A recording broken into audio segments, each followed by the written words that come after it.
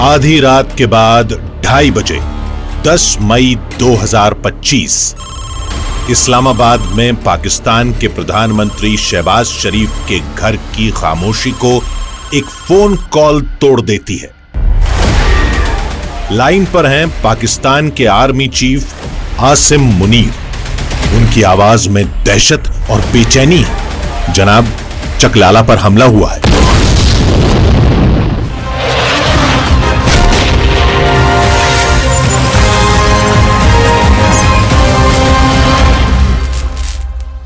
नौ और 10 की दरमियानी रात में तकरीबन 2:30 बजे सिपा सलार जनरल सैयद आसिम मुनीर ने मुझे सिक्योर फोन पे मुझे बताया कि वज़ीर-ए-आज़म साहब, हिंदुस्तान ने अपने बैलिस्टिक मिसाइल अभी लॉन्च किए हैं।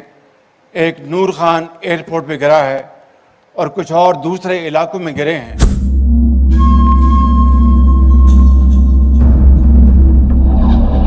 नूर खान एयरबेस पाकिस्तान का सबसे अहम एयरबेस चल रहा था।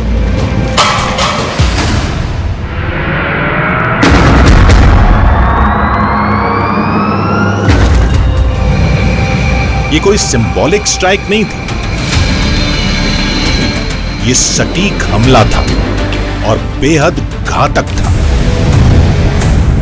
भारत ने वो कर दिखाया जो पहले कभी सोचा भी नहीं गया था। It was building up. ये सब कुछ 22 अप्रैल को पहलगाम में हुए हमले के बाद धीरे धीरे इसका माहौल बनता गया था। मुझे लगता है कि बाकी सबकी तरह मुझे भी यकीन था कि भारत की तरफ से ये जवाब जरूर आएगा। But the symbolic nature. नूर खान और फिर सरगोदा पर हमला प्रतीकात्मक रूप से बहुत अहम था। बाकी ठिकाने तो सामान्य ऑपरेशनल बेस थे, लेकिन ये 2 ठिकाने रणनीतिक तौर पर रावलपिंडी के पास होने की वजह से बहुत मायने रखते हैं। In terms of proximity to Rawalpindi, That the bases have been struck with such precision and इन ठिकानों को इतनी सटीकता और बड़े स्तर पर पूरे पाकिस्तान में अलग अलग जगहों पर और रणनीतिक रूप में अहम ठिकानों को निशाना बनाकर मारा गया, जो एक गेम चेंजर था। that is what was game changing. Noor Khan airbase Pakistan के वीआईपी ट्रांसपोर्ट प्लेन, खुफिया एसेट्स और स्पेशल एयर यूनिट्स का ठिकाना। दशकों तक ये जगह परमाणु ठिकाने की आड़ में सुरक्षित थी, लेकिन ऑपरेशन सिंदूर ने इस सोच को पूरी तरह बदल दिया। जो शुरुआत में आतंकियों के अड्डों पर हमले से शुरू हुआ, वो इस एक्शन से सीधा रावलपिंडी के लिए एक कड़ा संदेश बन चुका था। हम दशकों से न्यूज की एंकरिंग कर रहे हैं, पहले भी जंग और तनाव कवर कर चुके हैं, लेकिन हमने ऐसा पहले कभी नहीं देखा। जैसे न्यूक्लियर पॉलिसी को नए सिरे से लिखा जा रहा था। एक देश को जो आतंक का पनाहगाह है, उसे खुलकर चेतावनी दी जा रही थी। हम इतिहास को अपनी आंखों के सामने बनते हुए देख रहे थे। यह 1971 के बाद पहली बार हुआ था। पाकिस्तान की एयर पावर पूरी तरह से बर्बाद हो चुकी थी। एयर डिफेंस की कमजोरी बेनकाब हो चुकी थी। इसने पूरी दुनिया को चौंका दिया। अब दुनिया को यह समझना होगा कि आतंकवाद की कोई भी वारदात अब युद्ध मानी जाएगी और उसका कड़ा जवाब मिलेगा। अब यही नया नियम है। पश्चिम को यह बात और ज्यादा गंभीरता से समझनी होगी, क्योंकि अब तक पाकिस्तान को हथियार देते रहे हैं और अब चीन भी दे रहा है। अगर दुनिया वाकई आतंकवाद को लेकर गंभीर है, तो उन्हें इसके केंद्र यानी पाकिस्तान पर ध्यान देना होगा और कड़ी कार्रवाई भी करनी होगी। दुनिया की सबसे ताकतवर सेनाओं में से एक 11 अलग अलग जगहों पर एक साथ हमला कर पाना और फिर हर जगह सफलता पाना, ये पहले कभी नहीं हुआ था। जब एक साथ 11 एयरफील्ड्स पर हमला हुआ, तो वो ये पल था जब पूरा सैन्य और राजनीतिक ढांचा हिल गया होगा। 9 मई की रात जैसे जैसे बीत रही थी, 10 मई की सुबह कुछ ऐसा लेकर आई जिसकी पाकिस्तान में सेना की रणनीति बनाने वालों ने कल्पना भी नहीं की थी। भारत की एयरफोर्स बिना रुके पूरी ताकत से दोबारा हमला कर चुकी थी और इस बार पहले से भी कहीं ज्यादा घातक हमला था। I think when the strikes went on to the 11 airfields at the same time, that was one time their entire political military structure would have actually crumbled. They tried. उन्होंने पूरी कोशिश की, लेकिन हमारी तरफ कोई बड़ा नुकसान नहीं हुआ। इससे साबित होता है कि हमारी डिफेंस कितनी मजबूत है और हम कितनी अच्छी तरह से जवाब दे पाए। Integrated in our overall capability to defend. पहली स्ट्राइक ने नूर खान एयरबेस को निशाना बनाया था, लेकिन बात यहीं खत्म नहीं हुई। कुछ ही घंटों में पाकिस्तान के सबसे अहम मिलिट्री ठिकाने एक एक कर टारगेट किए गए।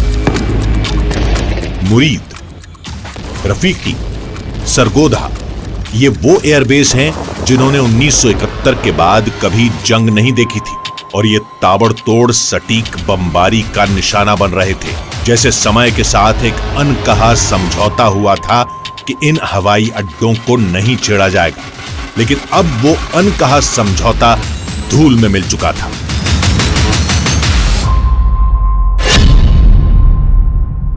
We have targeted the length and breadth of the adversary.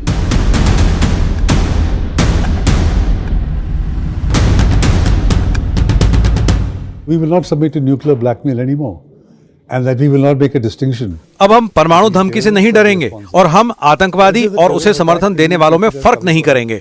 अगर कोई हमला होता है तो हम मानेंगे कि वो पाकिस्तान सरकार या उनके समर्थन से हुआ है। ये भारत की नई नीति है जिसे दुनिया को समझना होगा, क्योंकि हमने जमीन पर ये करके दिखा दिया है। Because we have demonstrated it on the ground. In terms of जहां तक इस नए सिद्धांत की बात है, तो ये हमारे तरफ से एक बहुत संयमित कार्रवाई थी। अगर हम पूरी तरह से युद्ध के लिए तैयार होते, तो जो हमले हमने 10 तारीख को किया, वो हम 8 तारीख को भी कर सकते थे। morning we would have done on 8th. Islamabad में चिंता अब डर में बदल चुकी थी। थके हारे प्रधानमंत्री शहबाज शरीफ सुबह 4 बजे एक आपातकालीन सुरक्षा बैठक में पहुंचे। एक के बाद एक रिपोर्ट्स आती गईं। पाकिस्तान के एयरबेस लगातार निशाना बनाए जा रहे थे। करीब दर्जन भर ठिकानों पर बहुत ही प्लानिंग से हमले हुए थे।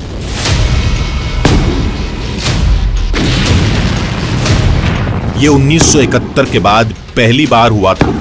पाकिस्तान की एयर पावर पूरी तरह से बर्बाद हो चुकी थी। एयर डिफेंस की कमजोरी बेनकाब हो चुकी थी।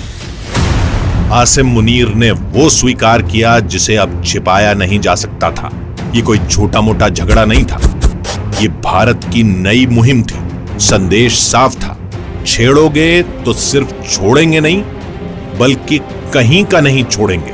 थरथरा रहे पाकिस्तान की हवाई सीमाएं अब उसकी रक्षा नहीं कर पा रही थी। अब इससे इनकार करना मुश्किल था कि भारत ने पाकिस्तान की फौज को जबरदस्त तरीके से चोट पहुंचाई थी और मुनीर की सेना की फजीयत हो चुकी थी।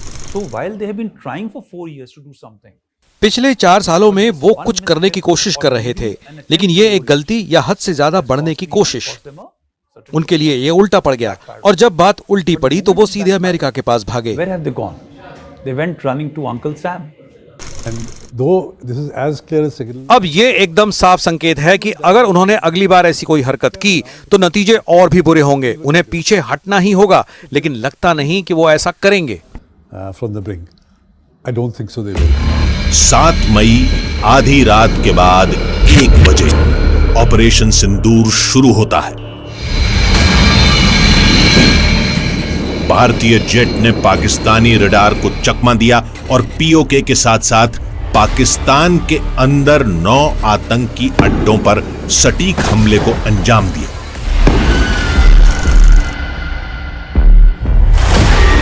बहावलपुर, मुरीद के, मुजफ्फराबाद, भिंबर, गुलपुर, सियालकोट, चकमरू, कोटली और बाग। मकसद साफ था, पीओके और पाकिस्तान में आतंक के ढांचे को पूरी तरह तबाह करना। पहलगाम अटैक के बाद 2 हफ्तों तक हम इसी पल का इंतजार कर रहे थे। हमने रातों रात कंटिंजेंसी टीमें तैनात कर दी थी जो लगातार अलर्ट पर थी, और उन्होंने सबसे पहले ब्रेकिंग न्यूज दी। इस बार की स्ट्राइक बिल्कुल सोची समझी थी। जो हुआ वो किसी ने नहीं सोचा था। बालाकोट के समय प्रूफ की जो बहस हुई थी, इस बार कोई शक की गुंजाइश ही नहीं थी। कुछ ही मिनटों में हमें बहावलपुर में जैश ए मोहम्मद के ठिकानों पर हुए हमले की पहली तस्वीरें मिल गईं, और यही वो पल था जिसने उस रात को इतिहास बना दिया। सिर्फ 40 मिनट के अंदर आतंकवादियों के कई लॉन्च पैड के साथ ही जैश और लश्कर के हेडक्वार्टर तबाह कर दिए गए। लेकिन यह सिर्फ पहलगाम के जवाब में बदले की कार्रवाई नहीं थी, यह भारत की सैन्य नीति में एक बड़ा बदलाव था। बालाकोट के समय सिर्फ एक आतंकी ठिकाने को निशाना बनाया गया था, लेकिन इस बार पीओके से पाकिस्तान तक आतंकियों के अहम ठिकानों को तबाह कर दिया गया था। यह कहीं ज्यादा ताकतवर हमला था और उतना ही खतरनाक। 100 से ज्यादा आतंकियों का खात्मा किया गया, जिसमें जैश, लश्कर और हिजबुल मुजाहिदीन के टॉप कमांडर शामिल थे। Till their drones came, started उन्होंने तब तक इंतजार किया जब तक उनके ड्रोन और लैट्रिन म्यूजिशियंस ने हमला शुरू नहीं किया। शुरुआत में हमने सिर्फ सीमा के पास उनके रडार को निशाना बनाया था।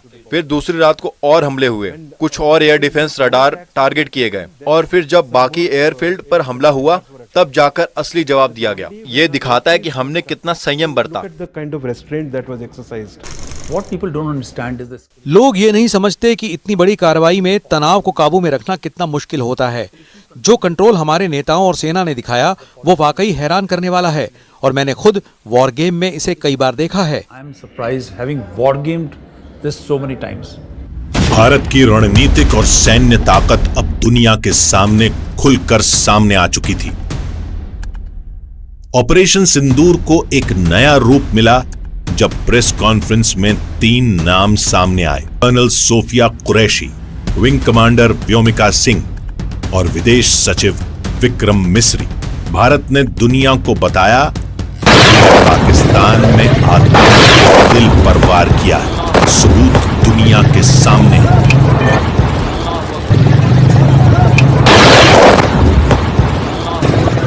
ऑपरेशन सिंदूर 22 अप्रैल को पहलगाम में हुए विभत्स आतंकवादी हमले के शिकार मासूम नागरिकों व उनके परिवारों को न्याय देने के लिए लॉन्च किया गया था। इस कार्रवाई में 9 टेररिस्ट कैंप्स को टारगेट किया गया और पूरी तरह से इसे बर्बाद किया गया। 22 अप्रैल 2025, पहलगाम, जो अपनी खूबसूरती के लिए जाना जाता है,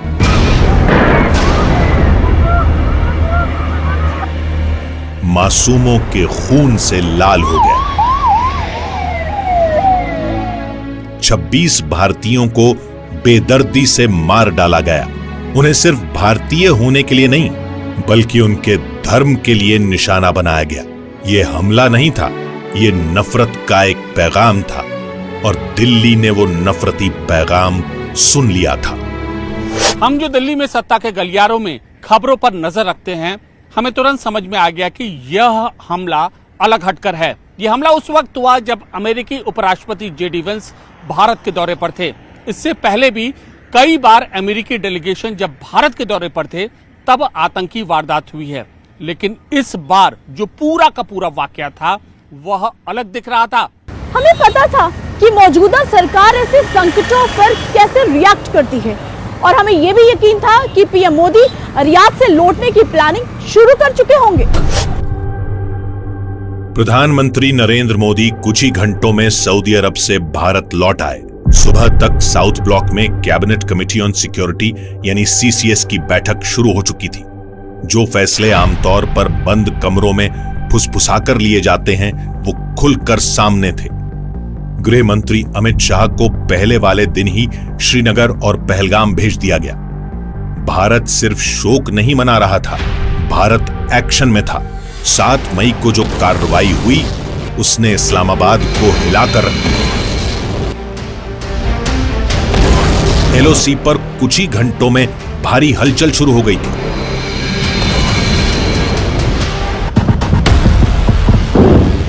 पाकिस्तानी आर्मी ने इंडियन बंकर्स पे लगातार फायरिंग की और केरन एरिया में अभी तकरीबन 4 मकानों में आग लगी है और काफी सारे मकान जो हैं वो डैमेज हुए हैं। कहा था केंद्र सरकार ने सुरक्षा तंत्र को मजबूत करेंगे और जिस तरीके से उन्होंने पहलगाम में मारा है उसी तरीके से वहां जाके मारेंगे और आज वही हुआ है। भारी तादाद में नुकसान जो है वो पाकिस्तान का हुआ है। भारत की ओर से स्ट्राइक हुई है, हमें ऐसे धमाकों की आवाज हमें लगातार सुनने को मिली है। देखिए ये अगर आप पहाड़ी देख सकते हैं, ठीक इसके पीछे लाइन ऑफ कंट्रोल का इलाका और वहां से लगातार पाकिस्तान की नापाक हरकतें जारी हैं। 8 मई की शाम पाकिस्तान ने जवाबी कार्रवाई में ड्रोन और मिसाइल अटैक की कोशिश की। निशाने पर थे भारत के 14 सैन्य ठिकाने, लेकिन हर एक हमले को भारतीय डिफेंस सिस्टम ने नाकाम कर दिया। इंटीग्रेटेड डिफेंस ग्रिड और S-400 सिस्टम ने बेहद सटीक काउंटर अटैक से पाकिस्तान के हर हमले को हवा में ही नेस्त नाबूद कर दिया। तीनों सेनाओं के प्रमुख एक स्पेशल कंट्रोल रूम से इस पूरे डिफेंस ऑपरेशन को लीड कर रहे थे। अब ये भारत का अपना आयरन डोम बन चुका है। ऑपरेशन सिंदूर के कुछ मिनट बाद ही हम सब वॉर जोन से रिपोर्टिंग करने के लिए दिमागी तौर पर तैयार थे, लेकिन जो हमने देखा वो हमारे रिपोर्टिंग के करियर में यहां पहले कभी नहीं हुआ था। जब बॉर्डर और लाइन ऑफ कंट्रोल पर हलचल तेज हो रही थी, दिल्ली में डिप्लोमैटिक हलचल बहुत तेजी से चल रही थी। विदेश मंत्री डॉक्टर एस जयशंकर ने सऊदी अरब और ईरान के विदेश मंत्रियों से मुलाकात की। संदेश सीधा था, भारत जवाब दे चुका है। अगर पाकिस्तान आगे बढ़ा तो हम एक्शन से हिचकेंगे नहीं। भारत का पश्चिमी देशों को मैसेज हमेशा से साफ रहा है, अपने बचाव का हक भारत कभी नहीं छोड़ेगा। India gave a firm, resolute and measured response by destroying the relevant terror centers and launch pads. India's right to defend its people against acts of terror has also been recognized by countries across the world. इसके ठीक उलट पाकिस्तान की diplomacy पूरी तरह से नाकाम रही। उनके मंत्रियों ने वेस्टर्न मीडिया में जाकर और ज्यादा शर्मिंदगी झेली। सबको पता है कि पाकिस्तान की सियासत अब उनके हाथ में नहीं रही, लेकिन उनके नेताओं ने जो फजीहत करवाई वो अभूतपूर्व थी। कुछ बयान तो ऐसे हैं जिन्हें सुनकर होश उड़ जाए। You do admit, sir, that Pakistan has had a long history of backing and supporting and training and funding these terrorist organizations. Well, we have been doing this dirty work for the United States for about 3 decades, and West, including Britain. As far as what the defense minister said, I don't think that it's a secret that Pakistan has a past as far as extremist groups are concerned. Let's start with this very specific allegation of 5 fighter jets shot down. Where's the evidence for that, sir? It's all over the social media, on Indian social media, not on our social media. The debris of these jets fell into Indian occupied Kashmir. 9 मई को पाकिस्तान ने हमले और तेज कर दिए। सब लोग अपनी दुकानों की, अपने घरों की, अपनी गाड़ियों की लाइटें बंद कर दें। उत्तर में लेह से लेकर दक्षिण में सरक्रीक तक 300 से 400 ड्रोन लॉन्च किए गए। भारत के एयर डिफेंस सिस्टम ने आसमान को आतिशबाजी से भर दिया। तुर्की से आए ड्रोन देखे गए और तुरंत इंटरसेप्ट कर लिए गए। जवाबी कार्रवाई में भारत ने हेरोप लॉइटरिंग ड्रोन तैनात किए, जो पाकिस्तान की सीमा के अंदर जाकर उनके कंट्रोल पोस्ट को तबाह कर रहे थे। अब तक ये साफ हो चुका था कि ये लंबा चलेगा। नए भारत ने इससे पहले ऐसे टीवी पर लाइव युद्ध नहीं देखा था। हर घंटे के साथ ये साफ हो रहा था कि भारतीय सेना न सिर्फ पाकिस्तान के हमलों को रोक रही है, बल्कि जिस पैमाने पर जवाबी हमले हो रहे हैं उससे पाकिस्तान जल्दी घुटनों पर आ जाएगा। It is only after that strike that our hit has taken, our उस हमले के बाद भारत ने जवाब में 9 ठिकानों पर हमले किए, जैसे कि सरगोधा, चकलाला, जैकबाबाद, बोलारी। ये सब अहम टारगेट थे। सिर्फ एयर डिफेंस सिस्टम ही नहीं बल्कि जमीन पर खड़ी अहम चीजें भी टारगेट की गई। हैंगर, F-16 शेल्टर, रनवे, हर चीज पर हमला हुआ। Targeting their F-16 shelters, targeting their launch capability in terms of runways. 10 मई सुबह 3 बजे अब कोई रुकावट नहीं बची थी। इंडियन एयरफोर्स के फाइटर जेट्स ने पाकिस्तान के और भी एयरबेस मुरीद, रफीकी और सरगोधा पर हमला कर दिया। रावलपिंडी अब पूरी तरह तबाह हो चुका था। दशकों में पहली बार पाकिस्तान के अहम एयरबेस ऐसे खतरे को देख रहे थे। पाकिस्तानी फौज में डर फैल गया। धमाका देखिए कितना जबरदस्त हुआ है। आप उसके साइज और स्केल से बता सकते हैं कि ये धमाका किसी बड़े हथियार का इस्तेमाल करने से हुआ है। श्री साहब जो विदेश सचिव हैं, उन्होंने प्रेस कॉन्फ्रेंस की और सेना की तरफ से कर्नल सोफिया कुरैशी और एयरफोर्स की तरफ से विंग कमांडर व्योमिका सिंह ने बताया किस तरह से ऑपरेशन सिंदूर को अंजाम दिया गया।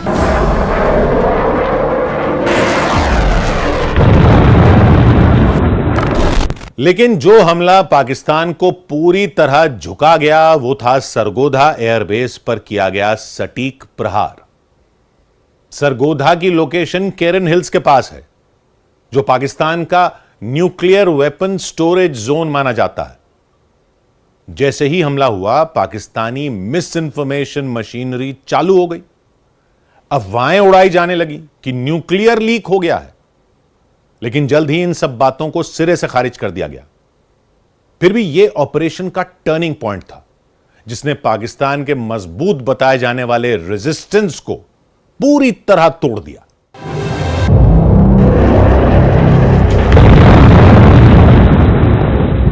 The Sargodha thing which happened is, look at the layers. You had the Chinese layer to observe. You had all the Sargodha में जो हुआ उसमें देखिए कितनी परतें थीं। चीन की निगरानी थी, निजी सैटेलाइट इमेजरी थी, कई एशियाई सिस्टम्स जानकारी भेज रहे थे, यहां तक कि वहां कुछ अमेरिकी संसाधन भी थे जो पहले से आगाह करने के लिए लगाए गए थे। also to forewarn. पाकिस्तान के डीजीएमओ ने रिक्वेस्ट की, बात शुरू की, वो आगे बढ़े और उसके बाद ये फैसला लिया गया कि चलिए सीज फायर किया जाएगा। जब भारत ने पाकिस्तान के 11 एयरबेस को बर्बाद कर दिया तो रावलपिंडी में बैठा वो शख्स जिसे पाकिस्तान की सुरक्षा का जिम्मा मिला था, एक बंकर में छिपा हुआ था। उसके करीबी अफसर उसे बता रहे थे कि उसकी फौज कितनी शर्मिंदगी झेल रही है। कई सैनिक मारे जा चुके थे, एयर डिफेंस सिस्टम बर्बाद हो चुका था, फौज का हौसला मिट्टी में मिल चुका था। आखिरकार उसने झिझकते हुए सफेद झंडा लहराया। पाकिस्तान के डीजीएमओ ने सीज फायर के लिए कॉल किया। भारत का मिशन पूरा हुआ, पाकिस्तान ने हार मान ली। हमारी कवरेज का ये सबसे बड़ा पल था। हमारे सिक्योरिटी एडिटर मनोज गुप्ता इस ऑपरेशन की कवरेज को देख रहे थे और वही सबसे पहले ये जानकारी लेकर आए कि पाकिस्तान ने भारत की हॉटलाइन पर कॉल करके सीज फायर की मांग की है। इस्लामाबाद गिड़गिड़ा रहा था, पाकिस्तान की हार सामने आ चुकी थी।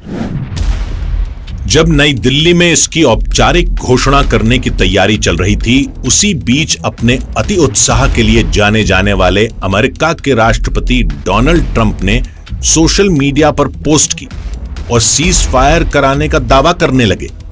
लेकिन भारत ने तुरंत साफ कर दिया कि कोई तीसरी पार्टी मध्यस्थ नहीं थी।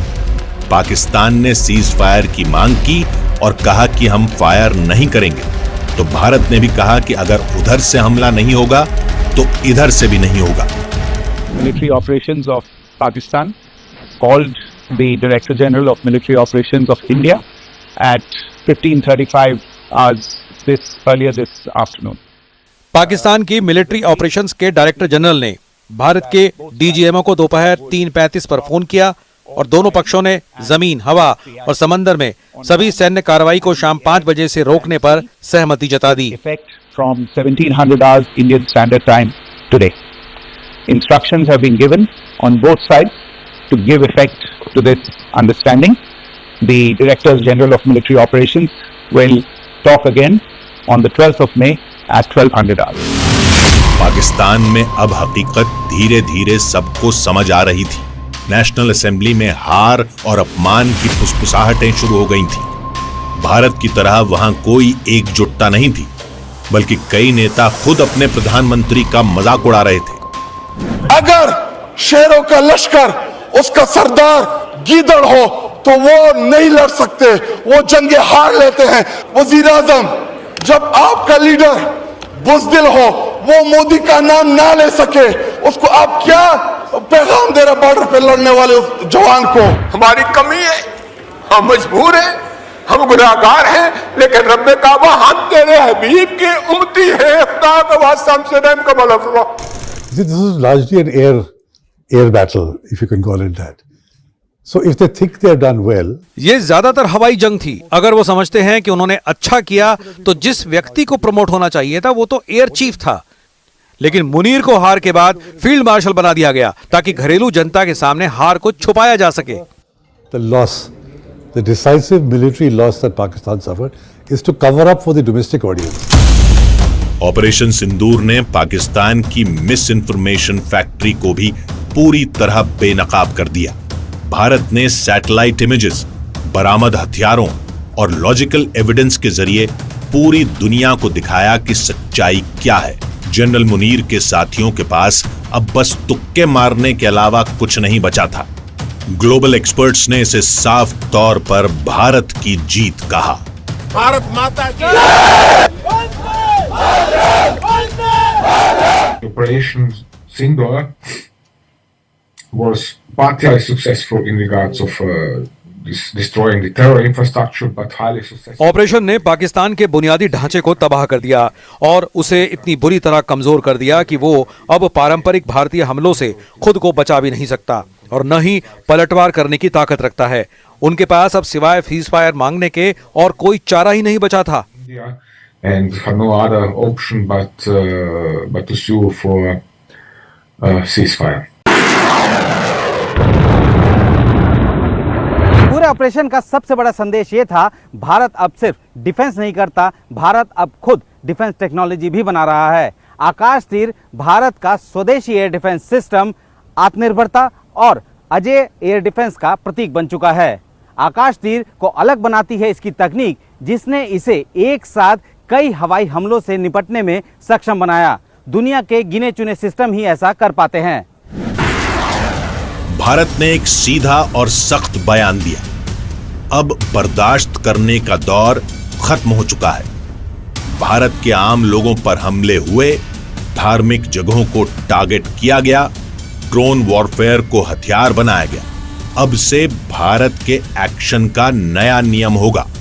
सर्जिकल स्ट्राइक और एयर स्ट्राइक के बाद अब ऑपरेशन सिंदूर आतंक के खिलाफ भारत की नीति है। ऑपरेशन सिंदूर ने आतंक के खिलाफ लड़ाई में एक नई लकीर खींच दी है, एक नया पैमाना, न्यू नॉर्मल तय कर दिया है। पहला, भारत पर आतंकी हमला हुआ तो मुंह तोड़ जवाब दिया जाएगा। दूसरा, कोई भी न्यूक्लियर ब्लैकमेल भारत नहीं सहेगा। तीसरा, हम आतंक की सरपरस्त सरकार और आतंक के आकाओं को अलग अलग नहीं देखेंगे।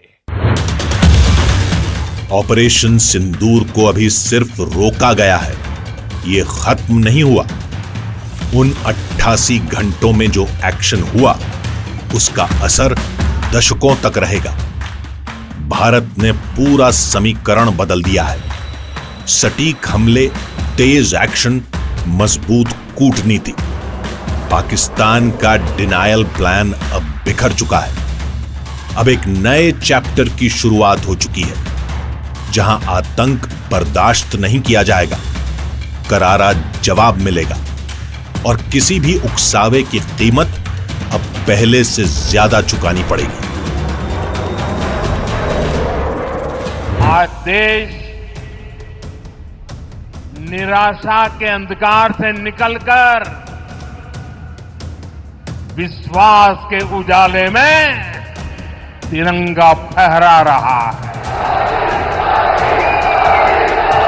22 तारीख के हमले के जवाब में हमने 22 मिनट में आतंकियों के 9 सबसे बड़े ठिकाने तबाह कर दिए।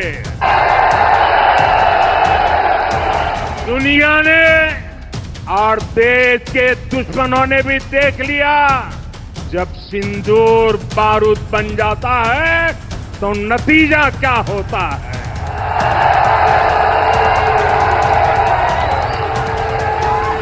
और आर्मी के सभी जाबाजों,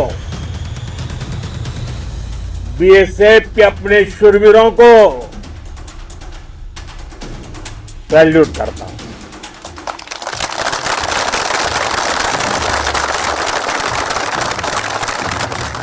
आपके पराक्रम की वजह से आज ऑपरेशन सिंदूर की गूंज हर कोने में सुनाई दे रही है।